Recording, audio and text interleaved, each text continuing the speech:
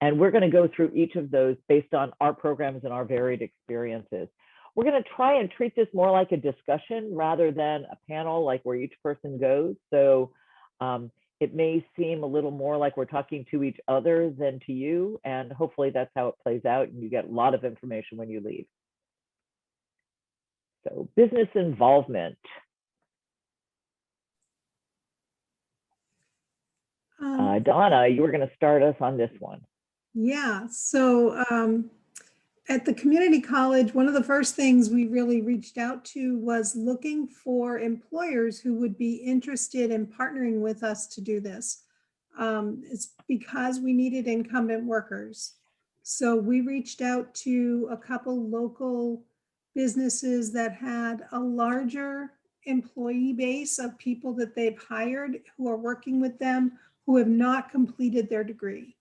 And so right now we have commitments from a small private for-profit and from our local YMCA, the YMCA of the Desert, to partner with us. So we would be the agency that's kind of leading it, but the employers are working with us. And Eileen, you were going to talk about family childcare? Yeah. Hi.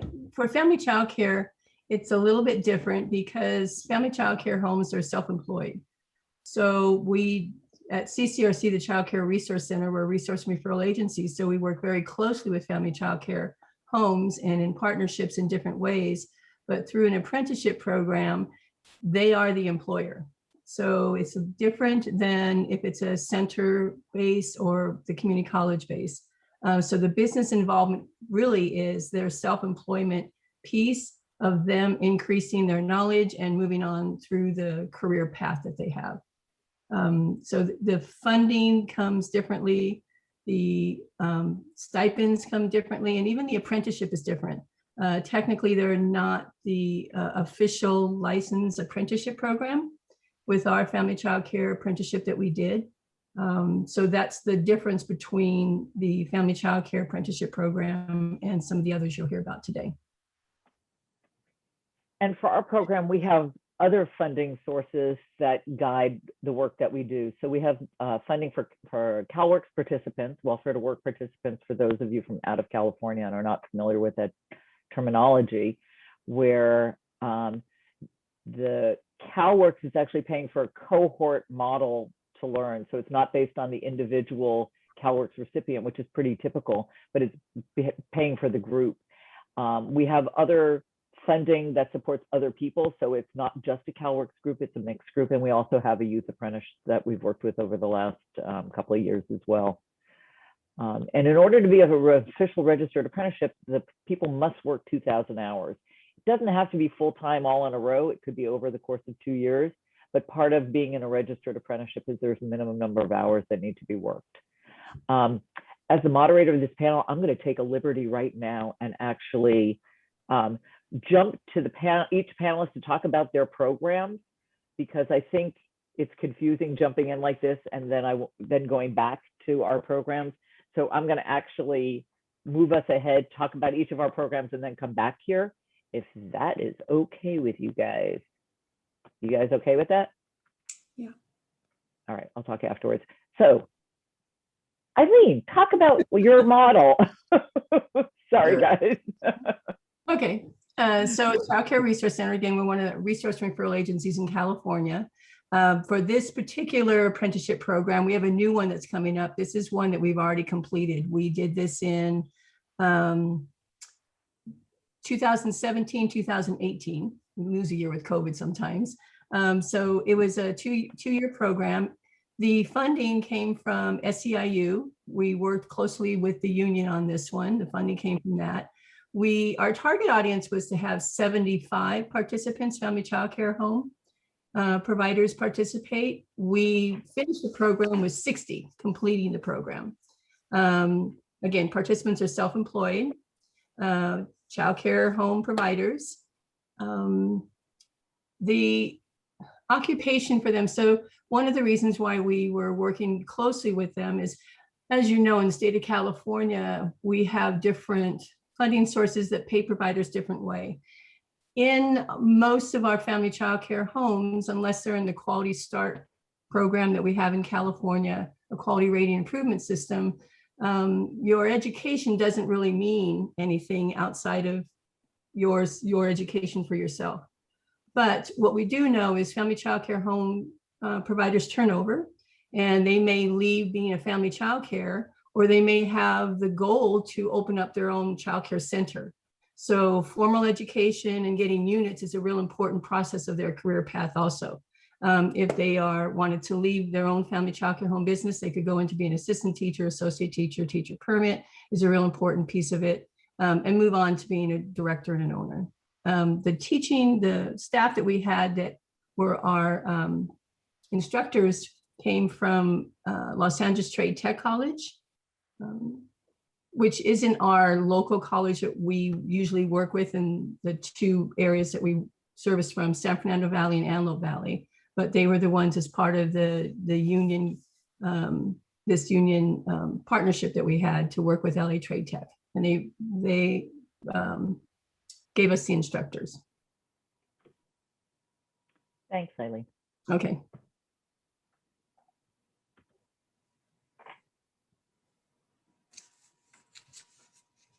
Okay, so I think I'm next. So at College of the Desert, we approached it from a very different angle. So we are the RSI provider, right? We teach. But what we found in our local area, we're in what's called the Coachella Valley, and we're pretty isolated, even though we're in Southern California. We're just kind of off by ourselves. And many of our local childcare programs that get funding from the state of California need faculty, they need teachers who have that state permit, and they need to maintain the permit. And what they were finding is that they would hire somebody in with 12 units, which is the minimum to hire them as an associate teacher, and then they would stop taking classes because they would have full-time employment. So we were looking at this program as a way to continue and get them through their AS degree, which would bring them up to the level of a master teacher or a site supervisor permit. So we would move them through those permit levels and get them all of the rest of the coursework that they need to complete their associate's degrees. So we're working with the two employers that I mentioned earlier, the YMCA of the Desert, which has a contract through the state, and our own child development center, which is on campus. We're looking to get a cohort of about 30 to 35, because that would allow us to do the general ed coursework, as well as the early childhood education coursework. Having a class size that's much smaller than that would be very difficult. Obviously, right now, we're still in the middle of the pandemic, like everybody. So we're working on it. Our hope is that we will be able to kick this off in this fall semester. Great, thanks, Donna. And Tina. Great. So a lot of the things that Donna just described are going to be similar to our program as well. I'm representing Skyline College, but we're actually working as a collaborative within our district. There are 3 colleges, and we have varying degree granting programs and support systems like child development centers. So we are trying to be as collaborative as possible while we're developing our model. And so our goal would be a soft start this fall with 20 students, and similar to Donna's program, we're looking at a group size that can warrant either a standalone class or some leverage with interdisciplinary conversations, so that we can have a cohorted model both in our ECE classes and our general ed courses. And to start off with, we are going to be utilizing the child development centers on our campuses, both at Skyline College and College of San Mateo.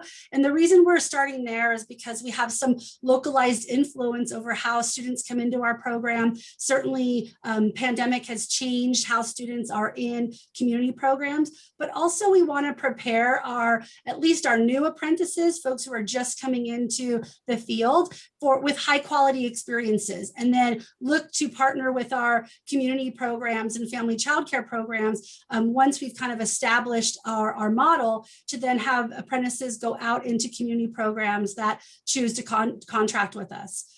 Our target population, like I said, we're looking at starting with new students, but at some point we're looking at having all of the different on-ramps for the ECE workforce. So incumbent workforce, we have dual enrollment programs, both at high schools and adult education, and certainly to address the specific needs of our family childcare owner operators. So as we roll out year by year, we're looking to really do some targeted recruitment and outreach, and also some program design for those particular demographics. And of course, we want licensed childcare, licensed family childcare, state funded and early Head Start and Head Start programs.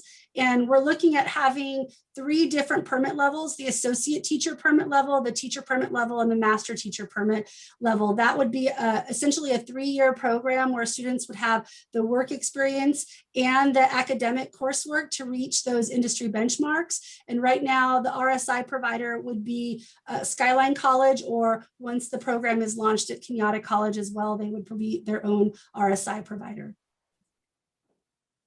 Okay, thanks, Tina. And YMCA of the East Bay, we actually have 123 students at 3 different levels participating right now.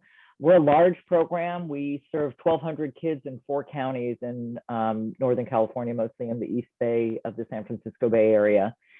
We partner with other employer agencies as well, and a lot of it is based on our funding, like who our target population is on any given time. We've had over 300 people go through the program. We've had over 200 graduate from their tiers, 20 BA graduates 2 years ago, and we have a current cohort of 14 in a BA program right now with Cal State East Bay. Our target population is welfare to work participants in the CalWork program, Head Start and childcare parents, low-income community members, and current employees. Our tier 1 is entry-level 12-unit program. Tier 2 is working on their AA degree. Tier 3 is BA, and with each one of those comes a permit. So we've got the associate teacher at tier 1, teacher at tier 2, master teacher or site supervisor or program director at tier 3. We hope that we'll be able to keep people working for us, because between the turnover rate and retirement and growth and expansion in our own programs, we can keep these people fully employed. We've got about 350 employees in our early childhood programs right now. And we're, like I said, we're working with 3 different community colleges in 2 different geographic areas. And we started this in 2015, so we've got a little bit of experience. I think we're the only ones in California that are continuously operating since that time. And each year it's a little bit different and a little bit better as we look at what we're doing and improving things. And we also, our staff are represented by SEIU. So our first big grant and the big kick was coming as a result of a chancellor's office grant with SEIU and also LA Trade Tech College, which was interesting. I didn't realize that we were all in the same boat on that one there too. So a question came through for the college programs I'm going to ask right now because it makes sense to ask it now. So Nadia Taylor, thank you, Nadia, wants to hear more about the use of the lab school and increasing pay for teachers. Does this mean negotiating with the union or the district HR? How are you guys working that out as an apprenticeship? That's an excellent question. And yes, all of that. So we're actually starting with student assistance because of the issue that you brought up in your question, that we have some work to do in terms of working with our other bargaining units. Also, we're targeting new students to start with because that seemed the most simplistic path for us to look at. We know it's going to get more complicated with incumbent or full-time work. And so that's to be determined. But right right now we do have the designation of student assistants, and we have a fairly competitive salary scale for wage scale for our student assistants. And we're hoping to use that to start that the new apprentice wage scale that's aligned with the college, because again, that's the systems that we're working in. And that might look different for incumbent family childcare, so on and so forth. But that's our starting point, because what we're really trying to do, and I know that Skyline College in San Mateo County is coming at from a little bit a different perspective, in that the LEA, the community college district, is the one who's determining kind of the criteria for the apprenticeship, which is different than traditional apprenticeships where it's really employer driven. At some point it will be employer driven, but because we want it partnered with a degree program, we are starting to pull in our resources from the college supports first, get our house in order, and then we'll reach out to employers once we've identified how to best navigate our own system. Then we can better support the community programs. And so that's a little bit different than maybe how some of the other apprenticeships that you're familiar with, or even ones represented on this panel, are looking at the apprenticeship program. And so Donna, did you want to add anything to that? Yeah, well, so for us, actually, it's a lot easier. We are using students who are hired as student workers. So they don't have a union. We don't have to worry about negotiating with a union. And yes, they are required to have a pay bump at a certain point. And that is built into our program. And we have funding from Strong Workforce that we're going to be able to leverage for that pay bump.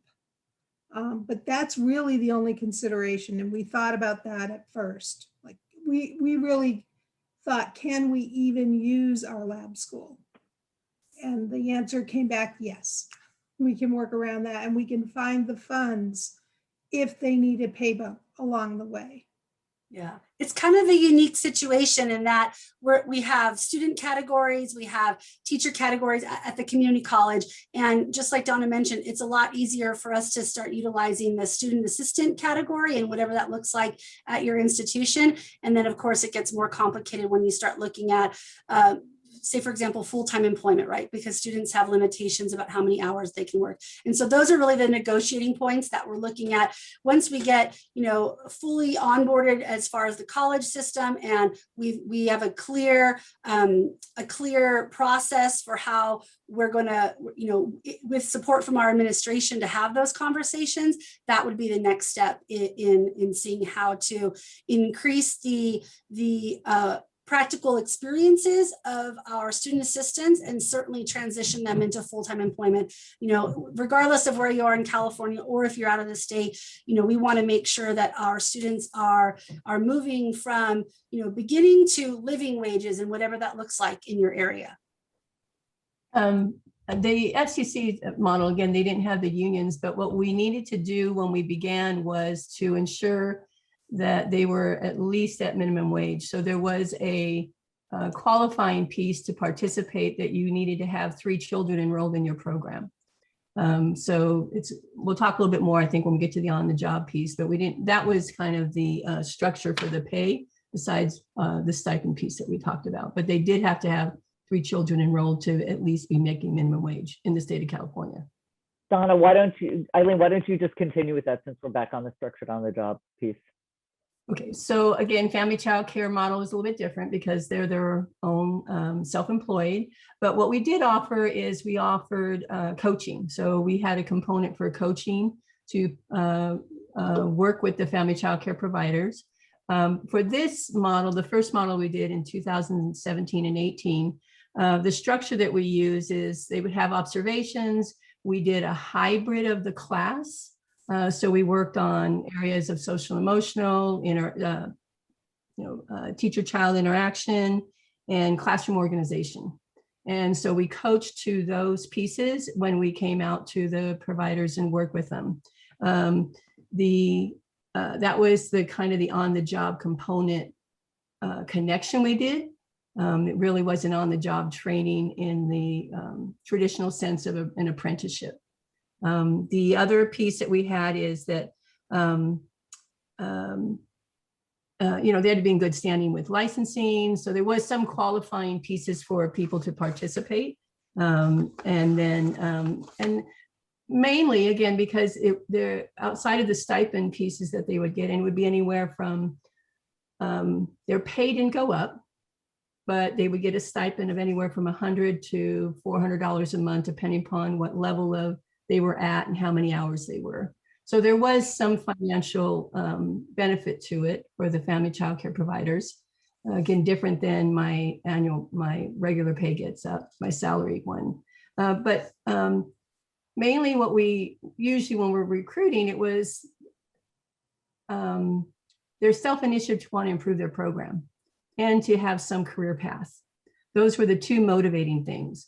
The benefit was the cohort model, but their incentive was not so much the stipend.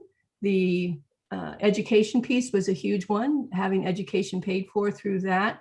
But it really was a self-motivating thing that they wanted to improve their program and have some kind of career path. Donna, do you want to talk about the lab school model? I think we covered it a little bit, that so the students will have to have at least the associate teacher level of the permit. So they have to have had that completed before they're going to be enrolled into the program. So, which is a little different than Tina's, where they're starting from scratch. Ours have to have at least that associate teacher level, and they have to get the recommendation from the master teacher who they're working with. Because what we're worried about, of course, is students tend to come and go. And we don't want to get them invested in this program. It's designed to be a cohort model that they're going to go through in a year and a half at least together with other students. So if they drop out of school, then we're losing them from the cohort. So we're really just scrutinizing those students very well. It'll be competitive. Our hope is that this is going to be competitive. They're going to get to be part of this. So that they're going to see that as a real big win and a real big, I can easily get a job when I finish with this apprenticeship. We're looking at some of those same structures in that it is going to be a competitive process, while the recommended coursework and the course sequence will be accessible to all students in our programs. The apprenticeship itself is going to be limited because we do anticipate some of those challenges, and we want to be able to fine tune them, especially in the early pilot year, to be able to address it differently as we move forward. And again, that's part of the reason why we're looking at new students, but we know as we add incumbent workforce, family childcare, other options, it'll become more complicated.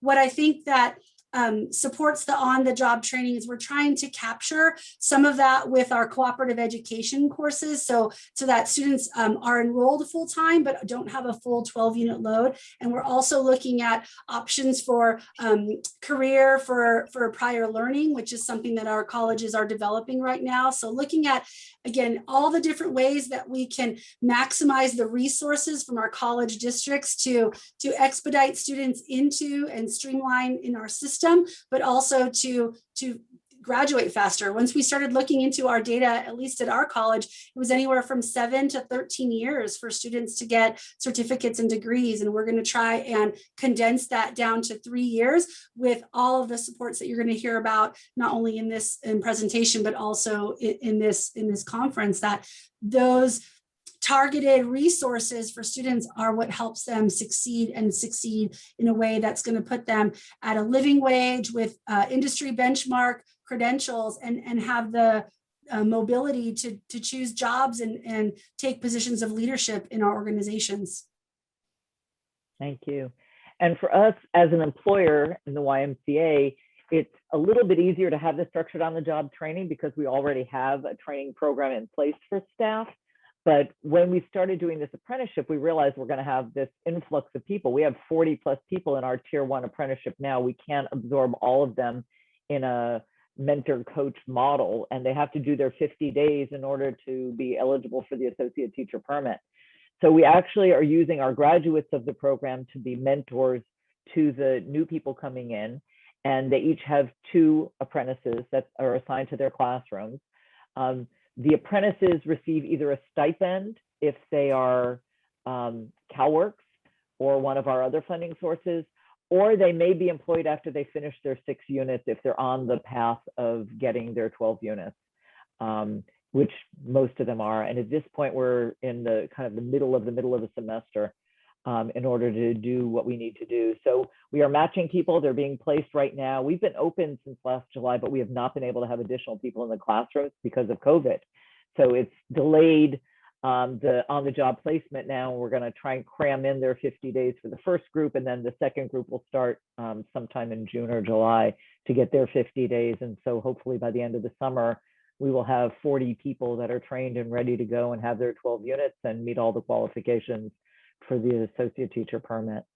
The community of practice model is, I mean, these are all cohort models, and we'll talk about that a little bit more as we go through, and how the community practices support that, which is right now. So I'm going to turn it over to one of the college people to start. Tina, why don't you start with this one? Sure thing. So Guided Pathways is one of the initiatives that is happening in community colleges in California right now. And essentially it's trying to guide students through a pathway to graduation on time. So again, all the data that has been pulled in the last few years has shown that students take extra courses, they take courses they don't need for transfer, and there's generally some confusion amongst the general population of students in graduating on time with their degrees. And so Guided Pathways is helping us focus in how to support students to move more quickly through our coursework. If they decide to change their pathway at some point, they've taken at least some courses that can put them into another degree pathway where they don't have to start completely over again. And so we've used this model at Skyline to create that sequenced pathway. So we've even chosen and are in the process of refining even our general ed courses. When should students take English? When should they take science? How do we embed math in courses in ECE while they're taking math courses in their general ed? And then with that course sequence, we're looking to handpick or work collaboratively with other instructors in different disciplines so that we know that we have the right instructors partnered to support our students who are traditionally underrepresented and don't have the necessary resources that we're hoping the apprenticeship can provide. And so that's a little bit, how we're using the Guided Pathways model so that we can create those course sequences so that students know what comes next. I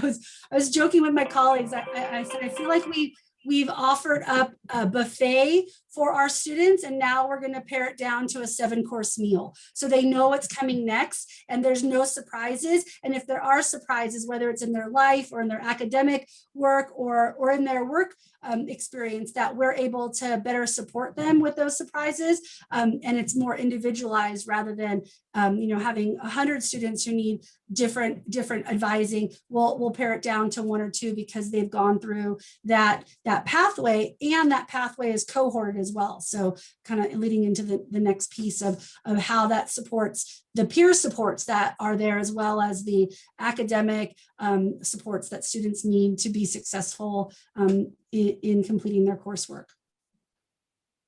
Donna, is it different at your college? Not very. We've actually already created that path. So we renumbered and restructured our ECE coursework. It's now called CDE because, long story, but we had to change the numbering system so that they're now in order. So we have those in order, and we went through with one of our counselors and created the streamline model, which includes all of their gen ed coursework. One of the other things we did was we met across disciplines, and where possible, we have cross-listed courses. So for example, our children's literature class is now cross-listed with English, so that counts as one of their general education courses. So we've got stuff like that we're working on, trying to make sure that it is as streamlined and easy as possible. We are doing a cohort model completely for the apprenticeship program. So they will all go through the same courses at the same time. And then we will have embedded tutors, which is being paid for through our Guided Pathways. So that in each course, actually for this particular group, in the cohort, they will have the same embedded tutor throughout. So that's going to be picking them very carefully because it's going to have to be somebody who can help with language differences as well as, of course, math. I'm sure everybody knows math is the big stumbling block for a lot of our students. So making sure that that's contextualized and that we have good, solid tutors working with them. And Eileen, how do you handle the classes for the family childcare providers? So family childcare providers, in the past and through this program and with our next apprenticeship one, they're cohort groups. We work with the local college. With the previous one, it was LA Tech. With our next one, it's going to be San Bernardino Valley Community College. I will say the one thing that we learned when we started this apprenticeship, in the past, we've done careers project with family childcare providers, and we've helped them to enroll in programs. Sometimes we've actually held the actual college course at our site so that they're familiar with that. They've gone to trainings there. They're not going to a college campus, and that has been successful. But I think the key things, and it's been touched on earlier, is picking the right instructor to assist with this. Family childcare providers, they're their own business people like everybody else. They get off at a certain time and they go home. But if they have children that are left there and they have to wait for the parent to pick up, if they're 15 minutes to a class, we don't want an instructor saying, sorry, my class has begun, you can't come in. So there is an understanding of the population that we're working with. And that was a real important piece on choosing the instructors that work in that cohort group. You know, lessons learned, and we moved on. And I think that's part of what the pilot helped us learn, is that, and helping the communication with the colleges is to say, you know, you kind of know your instructors and you know which one may fit better with this group than others. And so the cohort model is incredibly important for the family childcare providers for that process to go through. You know, you have different levels, some that have a degree, some that have an AA degree, some that have never gone to a college course. So the cohort model is really the supportive piece. In our first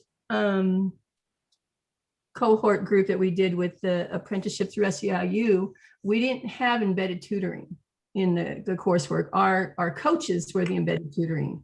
And the one thing, you know, our coaches are really good at early childhood education. They know child development, and they can help them along that way.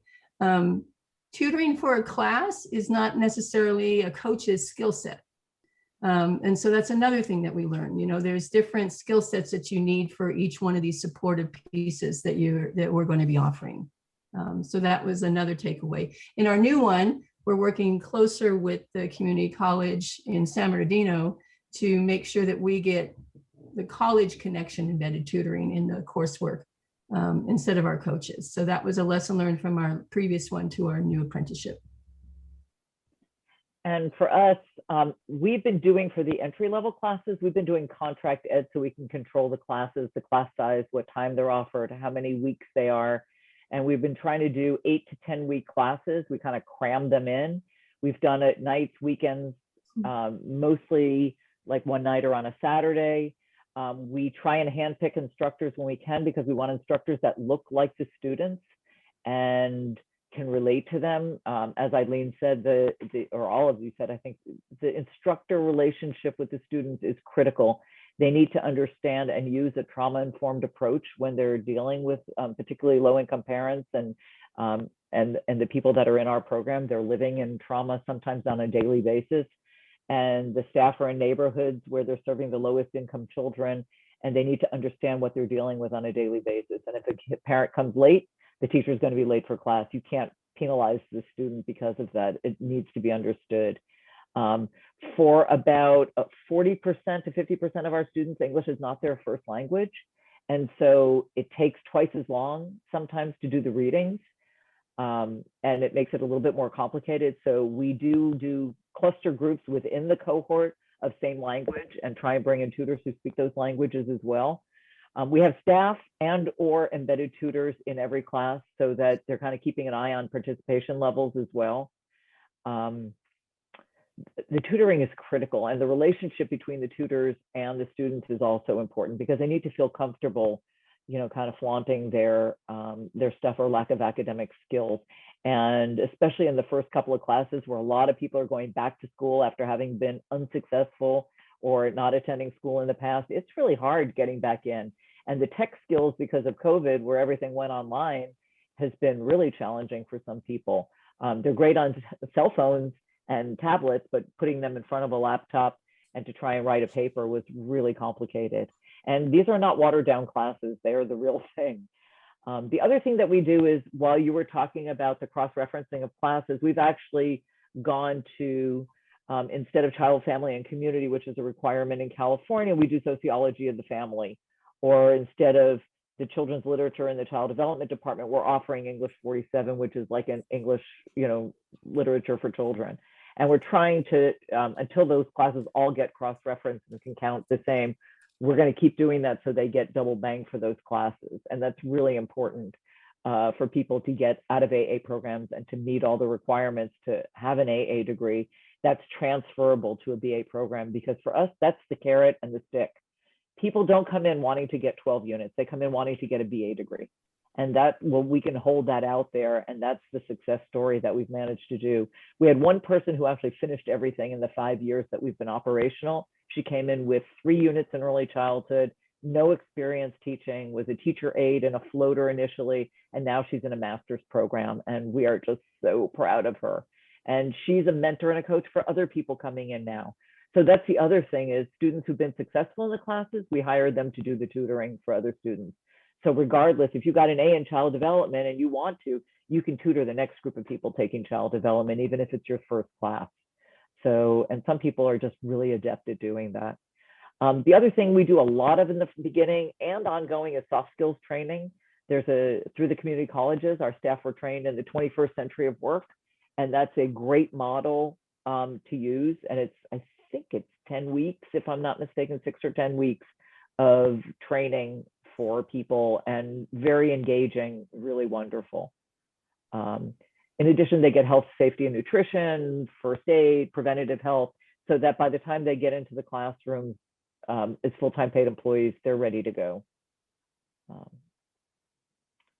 I can add on this part for our new apprenticeship program for the family childcare with San Bernardino.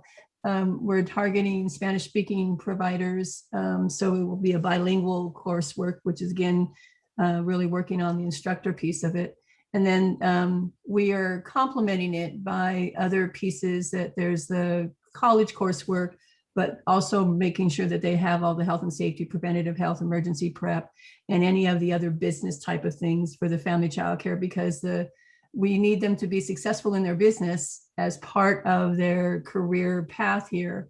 And the college coursework is one piece of it, but we need to support their business piece also. So that's some of the business skill pieces that we work closely with them on also. That's great. Thanks, Eileen. So rewards for skill gains. Talk about the family childcare stipends a little bit more. So in our previous one, again, stipends usually come depending upon how many units they have earned, how many hours they have worked. And in apprenticeships, it's, so many hours is you can increase your pay, your salary by a certain month. With our previous one, the way that we did the stipend was very similar through different, it was based on your work hours, how many hours you work. Most of them worked 60 hours a week, so we weren't concerned about getting the hour part in. The college class hours was, I believe it was 48 hours, so we knew that they had to have X amount of hours within the classroom. And then they would receive a stipend at the end of, per month, based on that, at the end of each quarter. And it varied depending upon how many classes they took or anything. So they could have earned anywhere within this program from $100 extra a month to up to $400 extra a month. And I don't recall exactly how many were in that. I think most of them were in about the 200 range. So about an extra $200 a month. I don't know what that equals out to if you're working 60 hours a week in a salary. But again, it wasn't a huge jump, but it was acknowledgement that you have done increased your skill set and your education piece. Okay, anyone want to take, Tina, can you talk about that here? I will. I'm going to step in a little bit too. So I talked a little bit about the salary scales for our new apprentices using the college system, and it's actually a pretty good tiered system. So it's actually 4 steps ranging from $15.50 up to approximately $22, which in San Mateo County is okay, not great, but okay. And so we're starting there. And one of the things that we're thinking about in our model is that as we reached out and learned more about what other folks were doing, I asked the question, so do big employers usually get the apprentices? And across the board, I heard yes. So that means if they're for-profit, large corporate, they often had the financial resources to access apprentices, whereas other community programs didn't. And so one of the things that we're looking at with our district model is having that localized influence over the wage scale. So starting with the new apprentices, we'll definitely have to do some work and figure out what's going to make the most sense for our community programs. But that is part of kind of the equity-minded approach that we want to take with our model, is that we don't just want folks to get jobs. We know they can go and get that with no units right now. What we want them to have is jobs that lead towards living wages. And so we'll have to take a look at what makes sense for our community, for community programs, whether it's a set wage scale that we set based on the competencies that are achieved through the apprenticeship or the permit level, or if it's a percentage on top of, say, what the incumbent workforce already makes. So those are kind of to be determined for us, but we're definitely looking at it as a career ladder. So you will start in our program at one level of education, experience, and pay, and you will end at a higher level by the end of the apprenticeship. And of course, that is the purpose of the apprenticeship. And we want to keep that localized influence, because we want, again, from an equity-minded perspective, we want our students to be able to access all of our wonderful community programs. One thing I will say that's tied to that is we are setting some criteria for who could participate. We're in conversations with our County Office of Ed to try and partner with the QCC, QRIS system that we have in our county, so that we incentivize both programs to participate in the QCC, and it ensures that then we're sending out our apprentices to programs that at least have some quality measures in place, because that is also part of our model, is we want to make sure that our students are having good quality experiences in programs, because that's part of their training experience. So we are looking at that in terms of, I think someone asked about the career ladder. So yes, we are creating within our apprenticeship that career ladder using the permit levels, using salary scales, and using incentives for both students and programs in the community to participate with us. I think I'm supposed to talk about our cooperative education here. So one of the things just at the community colleges that we want to take advantage of is there's lots of resources. You might have heard of Promise Scholars. There's financial aid options for students. Typically, they have to be enrolled full time. And so we are in the process of making sure that there is at least a full-time enrollment, so that students, even though they don't have to pay tuition and fees because they are apprentices, we do want to make sure that they can still access those financial aid options if they want to. And it's certainly a boon for us as well, because we can maximize a work study grant, for example, or I think we've had mention of CalWorks.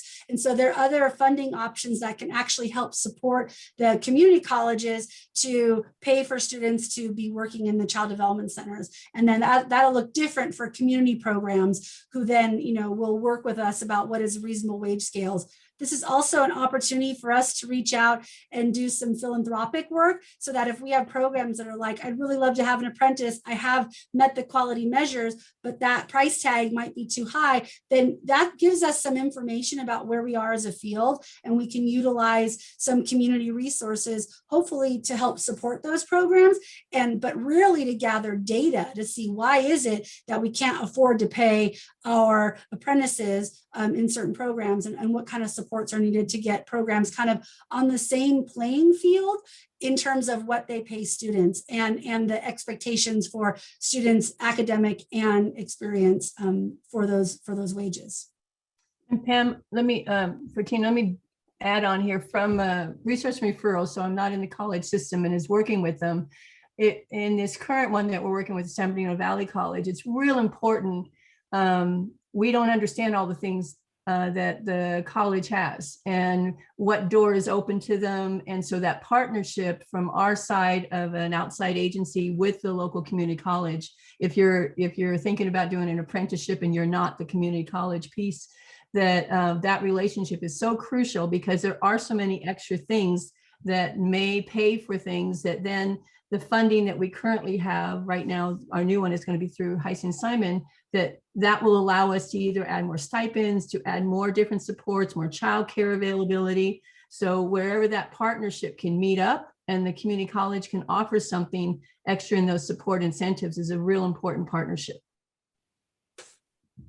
Yeah, thank you for bringing that up, because that is critical, I think, for all of us, is to have those partnerships. And that's about what that wheel was about. For us, our staff are represented by SEIU, and we have a salary scale in place similar to a school district salary scale. There's entry level through, administrative staff that are not on the union, but everybody has a salary scale attached to them. Our minimum wage is based on the highest minimum wage for a city in the Bay Area, and that's $16.84 an hour. So for entry level standards with no experience, no education, no training, no units, $16.84 is not a bad entry level place, especially if you're just coming into the field. You will go up to $18.36 an hour as soon as you finish your 12 units and get your associate teacher permit, and then you'll move into that position as well. So a position has to be opened, which there usually are associate teacher positions open, and some other things that go along with that.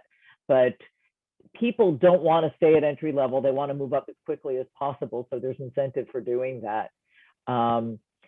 And the other thing that we're looking at is, in addition to the education, is giving stipends for doing additional work and additional training. We got some funding this year. It's a retention grant through a private funder who just said, for every time somebody hits an educational milestone, I want to give them, I want to honor that work. So they'll stay in the field and stay working with it. And it's probably going to be something in the ballpark of $500 a person. As they finish their 12 units, they'll get $500. As they get their associate teacher permit, it'll be another $500. So for just being in the program, they're going to wind up with $1,000 extra, and then a party at the end of the year to celebrate all the success, which I thought is like, what a lovely grant to have that. So it doesn't come every day, but any little stipend that we can do to increase people's experience and opportunities is always helpful to wanting to keep them in the field and motivate them. So let's move on to does anybody else have anything they want to add for rewards for skill gains? I do, just really quickly. One of the things we're looking at is certainly the rewards for students, but we're similar to some of your other programs, looking at folks who've gone through the program or others with experience, those coaches. So we're hoping to create some community of practices that are modeled after the mentor teacher, mentor director program that is going to be reimagined at some point, so that we can create community of practices for those supervising teachers or coaches, provide stipends for them. And we also know that sometimes system change don't happen without the directors or administration of the programs. And so we're hoping that we can create that same model so that we're consistently talking about quality improvement, helping advanced practitioners develop different skill sets in terms of leadership, and also to utilize the QCC or QRIS system in our county to be able to provide credit for renewal, permit renewals, but also stipends, financial incentives for them to participate as well, and looking at improving quality across the system, not just at the teacher level. Thank you. I almost forgot about that as well, that our coaches, our mentors are also paid for their time and given a stipend. And our center directors are given a stipend this year to support that, because they need to go in the classrooms and cover for the teachers so that those mentor teachers can meet with their apprentices at least a half hour a week, or preferably an hour a week to talk about the practice. So yeah, thank you for reminding me about that. Oops. National Occupational Credential. Any thoughts about the permits in California? They're changing, we hope someday, but hopefully not for the worse. I'll jump in there. Last night there was a webinar to engage higher ed about the changes that are occurring at the state, what that's going to look like. So they're definitely working on an early ed credential, release time to be determined. And we were informed that while the permit structure will change, it's not changing this year. So we actually have some consistency in this. And really, it will not be obsolete, but it'll be sort of as we get that credential in place, right? So we know that early education classrooms look different than, say, K through 12. I'm not going to touch TK because we have some different opinions about what TK should look like. But really, we know that you need a different organizational structure than just one teacher. And so while we will be looking at getting that early ed credential, on par, like Randy was saying in the plenary this morning, on par with K through 12, we're still going to need some other levels of support in the classroom that looks different than fully credentialed teachers across the board. And so the permits will remain levels to be determined, but I think that it's a good, again, that career ladder, that structure that you can move your way up through early learning programs, through education experience, hitting industry benchmarks. And if your ultimate goal is to be a lead teacher or work in TK or K through 3, then you're going to be looking for that bachelor's and then that credential. And so those systems I feel like their universe is starting to align. I don't know the time that they'll align, but it's exciting to know that we're at least being thought of in this way at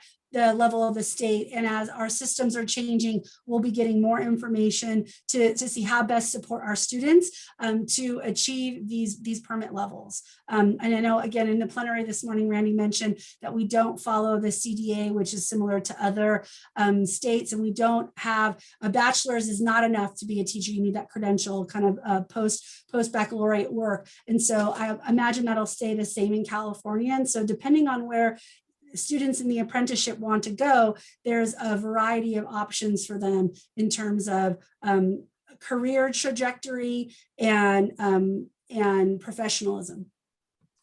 From the family childcare piece, I think this is some of the challenge.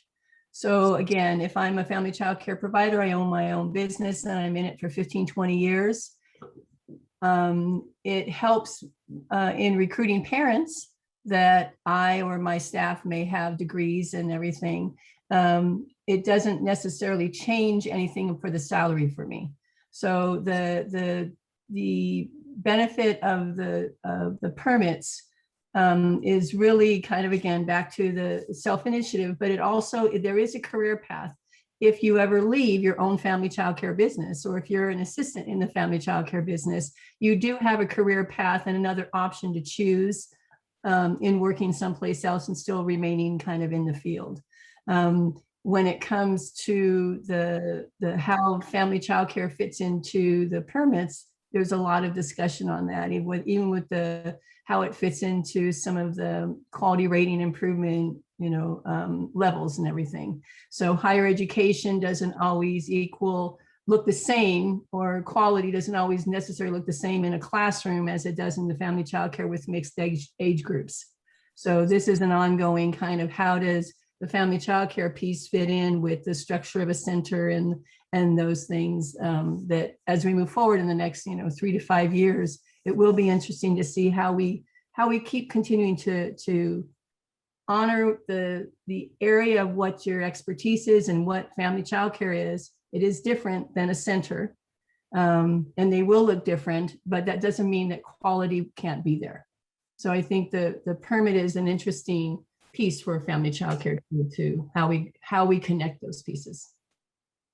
And to Eileen's point, that was addressed just for a second in the webinar again that I attended last night, in that the term was introduced, alternative on-ramps for family childcare. So really, I mean, I've heard it in the Early Childhood Policy Council discussions. Family childcare is really advocating for themselves, bringing up concerns that are similar to what Eileen is summarizing, and the idea that we're higher ed is going to be looking at all of that, not just the center-based programs, because again, we know the demographics of where our children are served, and a number of them are served in family childcare, mixed age groups, and how to elevate the field regardless of your early learning setting.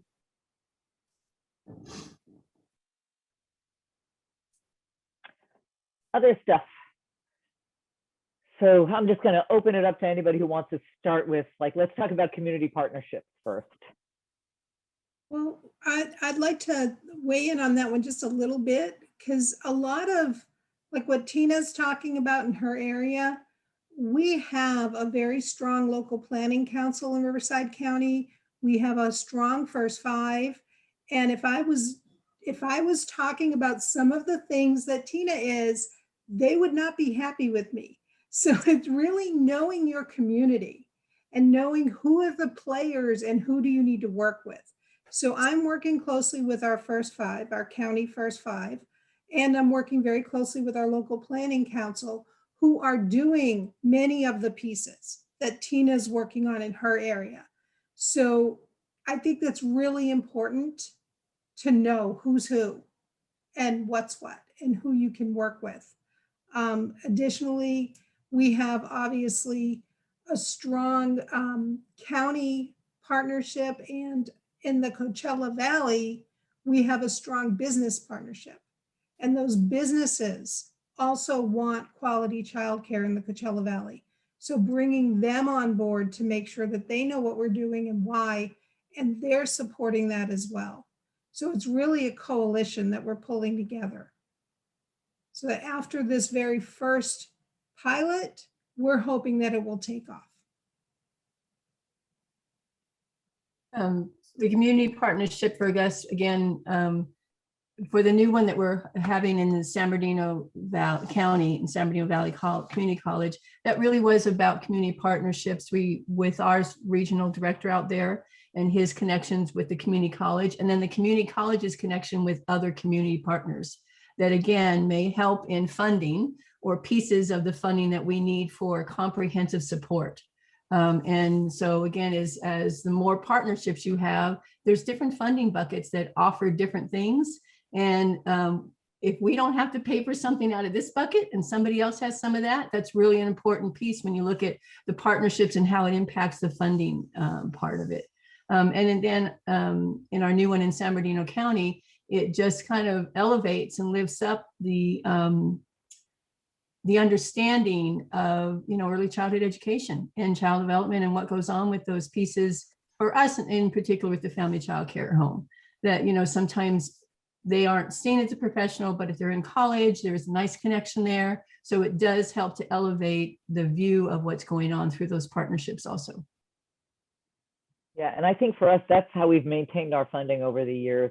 I feel like we have a fairy godmother in our first five, executive director, who really understands both early childhood and workforce and money, and was able to work with the Department of Social Services to help us get CalWORks funding and help us work with some of the private funders to get foundation money.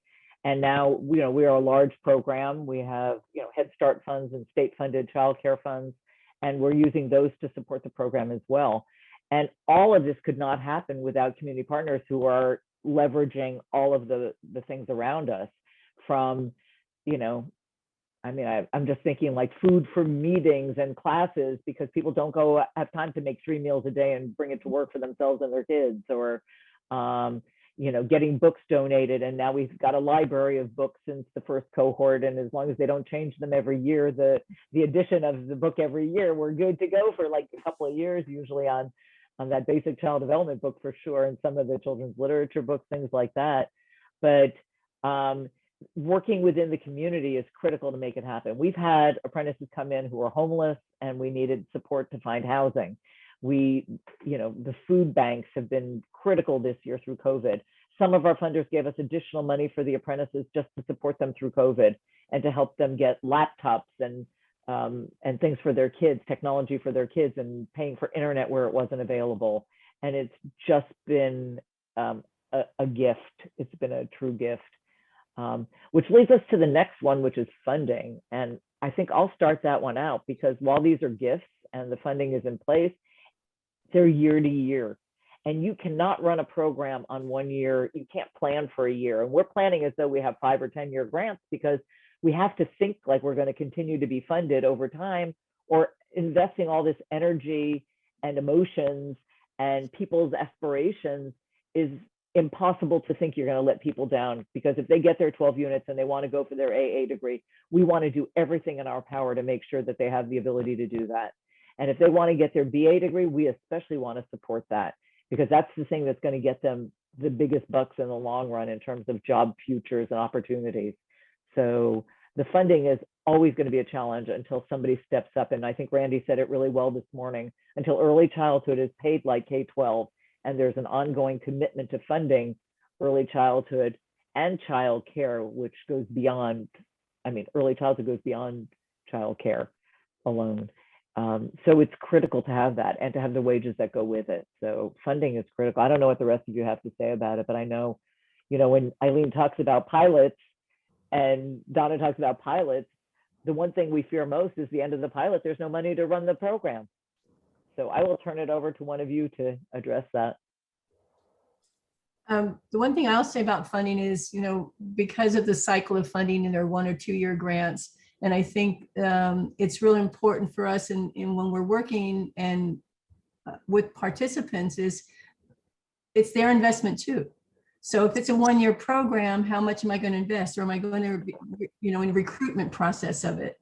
The funding impacts how you recruit, what you say and everything. And again, you've kind of pretty much touched on all of it, Pam, on the one thing on the funding piece is the startup is important to show that there is success there. So pilots are important. The wish is that they're ongoing, and that we, the structure's there. I always think the structure's there. We have the structure, we have a lot of the pieces of it, but the funding actually gets us going to help implement it. And again, I can't say more than it is crucial for us to, I can always pull a staff member here and do this here and get some pieces that going, but yeah, funding is, the crucial button to push to get us going. I would just add to that. I think they're for me, they're the same. So I don't know if I mentioned this earlier, but I'm the lab school director. So I'm coming from the practitioner's perspective. I also happen to teach. And so I've got an academic lens too, but I wouldn't have been able to think about the model that we're now building if I didn't have those partnerships that were tied to funding. So when I talk about QCC, I know it because I participate in QCC. When I talk about, I know the early learning stipends that we get from participation, I understand it. And so having those partnerships actually has brought us to some funding options. And then of course, the community colleges, if you are building partnerships from the outside in, there are a significant amount of resources that address what everyone has talked about on this panel in terms of, how do we maximize what kind of our larger organizations have available already, and then what do we need to supplement some of the specific pieces depending on what type of apprenticeship you're looking to build out. And so those are the kind of things that I think about. We've had our R&R at the table. We've had our county office of ed folks at the table. We have our community philanthropic and social justice people at the table. We're bringing our admin to the table. We're bringing our strong workforce. We're reaching out. You're literally looking at everyone that could potentially be interested, and it should be everyone, with early education and early learning settings and the support for families needed. And so partnerships can equal funding. And then once you start making those partnerships and people understand what you're trying to build, then they start bringing things to your table in different ways. And so we were not in this space in our district a year ago. In fact, I was telling Randy, I said, 2.5 years ago, I was hunting you down to find out more information about this conference, and here I am presenting now because we started digging into it. And the more we looked at apprenticeship as it partnered with community college initiatives, it really is a very good match. It's a little tricky because community colleges and districts don't move very fast, so that is often a challenge. But coming from the inside, we're looking at our own systems and seeing this could actually really work and work very well for our students. How do we now connect with folks who want to be a part of that? And if you're an outside agency coming in, find somebody who understands that system, connect with somebody so that they can help you navigate that, because that is how you get those partnerships and I think funding. But it has taken a lot of time. The team that I work with, our committee is very talented, and we have often, while we've pieced together funding, as is often done in early ed, we've also done some work, pro bono, because we're committed to a system like this working for our students, and we see the potential for really, again, streamlining students' experiences, giving them high quality, opportunities to learn from each other and from others, and really looking at least in our local influence, our county, to elevate our field, or at least to identify better why we can't get better wages or better working conditions, right? And so that's across the board, regardless of what your setting is. Okay, you just went through the whole list, Tina. Good job. Donna, Eileen, which one of you wants to take it from here in terms of wrapping up the rest of the list for yourself, your perspective? Well, from my perspective as, community college, we're kind of uniquely situated to be able to do a lot of these things. We are a community partner, right? In the Coachella Valley, College of the Desert is the biggest college around. So we are connected with the community in unique ways. We do have the funding that we need. So if I can get a little bit of startup money to run a pilot and show that it's been successful, I'm easily able to continue it. Versus somebody from outside trying to do it. So there's that. And additionally, I think the only restraints that we have are things like we can't give things to students. So when we want to purchase laptops for the cohort, it's a lending library. So the laptops will belong to the college, but the students will all get a laptop that they'll use while they're in the program. There are things like that, right? So we have to really be creative and think, well, what do we want an outside entity to be able to fund for us? And what can we fund for ourselves? I think the only thing I would add on is looking at the last bullet point as a resource referral agency. And I think with any program that we start up is, it's kind of like the concept of the whole child, the whole family. You just don't have a student, you have everything that comes along with that student. So all of our participants, and in any of our programs that we have at our agency, is you might be coming into my lending library to, get some materials for your children. I'm going to probably end up having some kind of referral for you for something else because of the conversation we have. So in any of our programs that we start up, the enhanced support piece is important. And that, I think, goes back to the commitment, the talent, the coordinating efforts that individual agencies have in their communities. And so in all of our programs, as you start any of this up, your connection to the community is kind of vital for the success piece for that participant, because that's usually what we end up doing anyway. Okay, thank you. And I know for us, one of the things that we've done within our agency is created a workforce development unit. That unit has a success manager and success coordinators. They're not case managers. They are there for success. They may do anything from being an embedded tutor to doing referrals for housing. We've brought mental health consultants in to work with our cohorts. And so they have weekly meetings, Zoom meetings now, with a mental health consultant who can help. And through COVID, that has been just critical, with people being home with school age kids and trying to balance taking classes and trying to balance coming back into the centers for those who are, working full time still. The coordination can be a challenge. We are not a college, so we don't control the classes. necessarily, or who teaches them. We try and have as much influence as we can. And the instructors have been amazing to work with us in the way that they have, because it's to their advantage as well that we're case managing, quote unquote, or success managing the students, so they don't have to deal with some of those things. If there's an issue, then that's been wonderful. And because of our grant-driven stuff, while we had lending libraries, at the end, when people graduate, they got to keep their laptops. And that was like a huge thing, because it just rolled over, because it just made them want to stay in school more anyway. So that's when they head into their AA tier 2 level. And so it's just the next step to what you do. But the next slide is actually taking us to questions and answers. And I was going to stop sharing, and it's just like one round robin, and then allow people time to talk. Successes and challenges so far. And I just go around and say, talk about some of the successes and some of the challenges that you've experienced. Eileen, you want to start? Sure. Well, first thing that comes to mind is success was that we had 60 participants finish 2 years in a cohort group. And they, so that's, I think it's a success. We don't take the success, that's on them. I mean, it really, the dedication of the participants, their goals and their dreams is really what made the success part of it.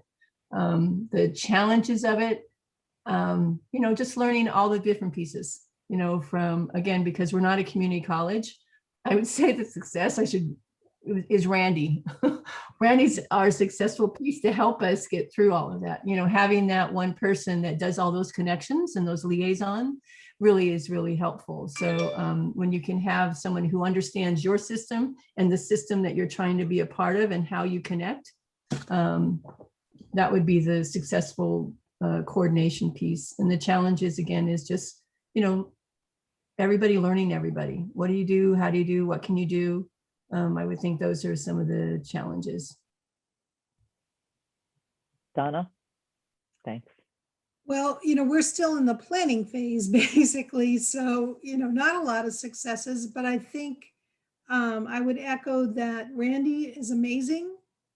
and what I don't understand about apprenticeships could fill a stadium, but she knows it. She understands apprenticeship. She understands it inside and out, and is really, really just a treasure. So I'd call that a success, finding her and hooking up with her, because really before I learned about this in a small consortium of colleges here in Riverside County, at the very beginning, I was like, we don't want to do that.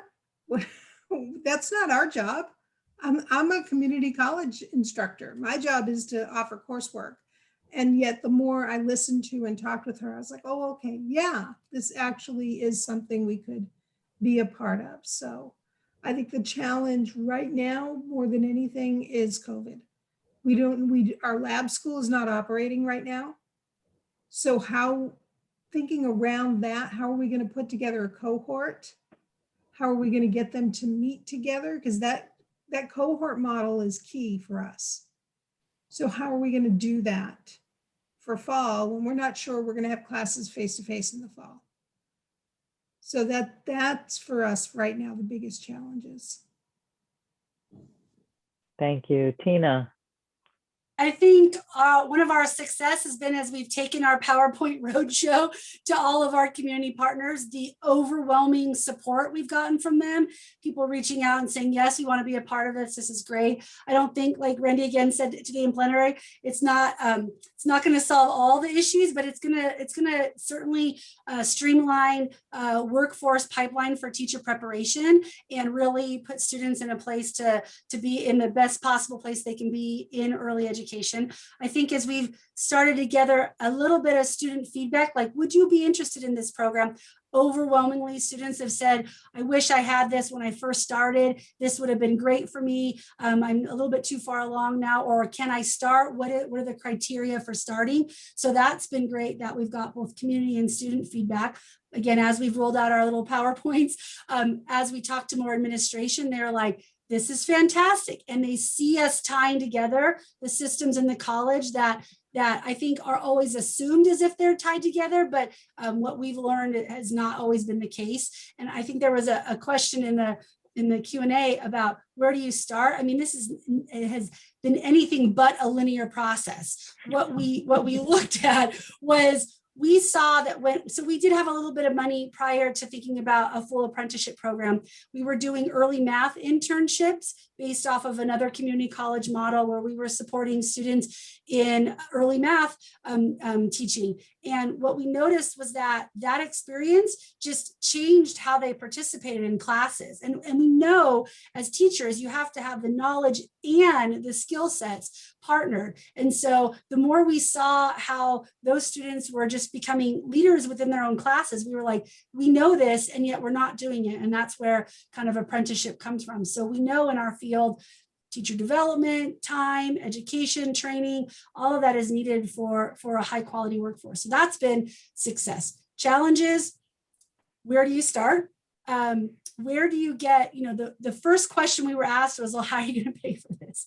And when you think about all the different funding sources, Donna's absolutely right. We have the resources to do it. It's tracking them down. And so it takes a lot of time to understand the different departments, at least at the community college, to understand the different limitations for funding sources, and to really get administrators to think about how it's going to best support students. And again, for all the things that Randy said this morning, we are mostly working with women of color, immigrant population, dual language learners. And so why wouldn't we want to give them everything to support them to be successful in their chosen field? And so I think the challenge has really been the time it takes, the commitment of, you need committed people to be on this. It can't just be like, oh yeah, I'll serve on that committee and then not be present. It's taken us 2.5 years to get to this point, and we're still in the almost ready to launch phase. We're not even actually implementing it yet. So, but it's been an excellent learning experience for myself. I feel like it's reinvigorated my commitment to advocacy in the field and to professionalism. And I'm hoping that is also what we bring to the table for our students that participate in this. Thank you. That was good. And you answered the question at the same time. That was perfect. And I'm going to answer the question through my answer. So we started this program 5 years ago when I was the director of the Early Childhood Services Department. And I decided that we got a Head Start expansion grant and we needed staff. And I decided that we were going to train people in 6 months to get their 12 units, their associate teacher permits, and we're going to have a group of parents go through it. And we put out the word to our parents. I got 20 parents to sign up. I signed them up. We put them in school and we put them to work. So they worked every morning, Monday through Friday. And in the afternoons, Monday through Thursday, they took classes, and Friday afternoon was studying and tutoring and anything else that they needed, soft skills training and some other stuff. And it was a brilliant idea for a normal average person, but nobody could do it sanely, to take 12 units in one semester and work full-time or half-time, as most of them did. And most of them had kids at home, little kids at home, like under 5-year-old kids at home. And not 1 or 2 kids, but multiple kids. And they would be in the hallways during exam time crying, like, you're making me work so hard, I can't do it.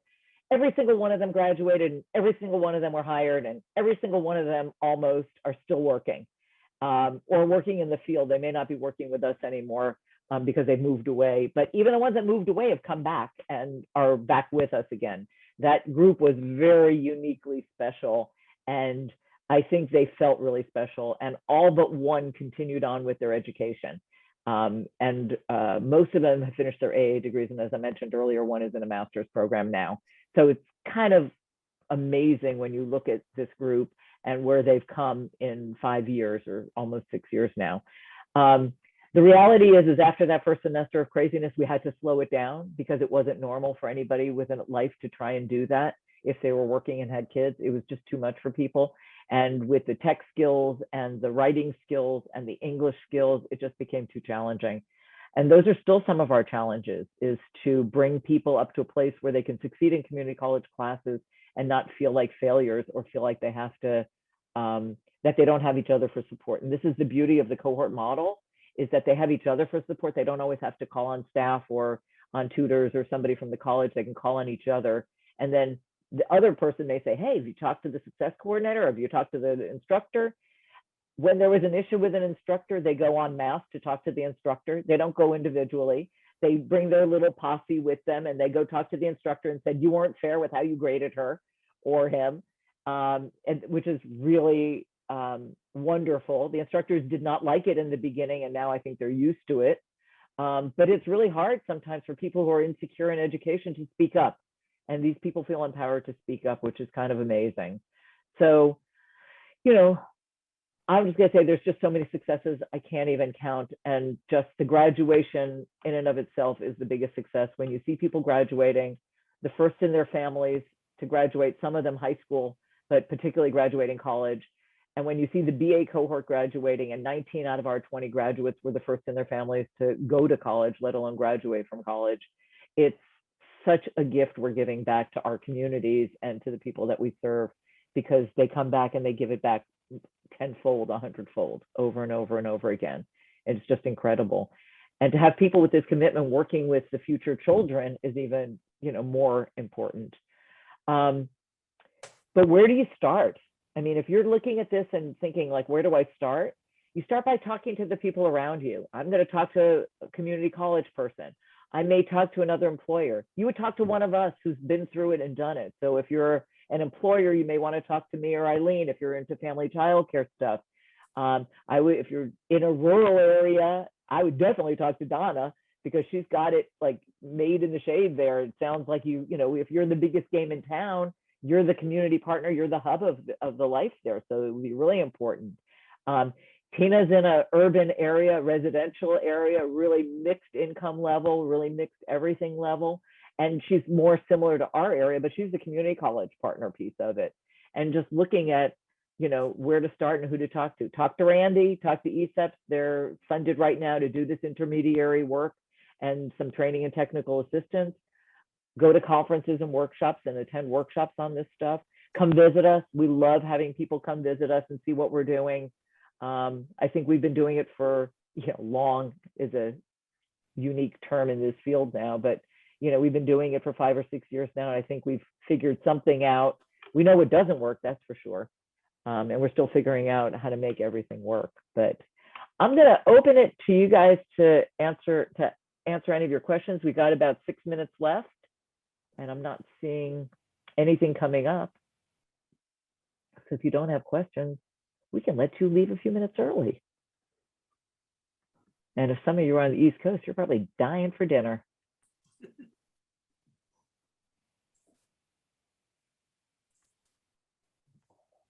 Any final words anybody wants to add?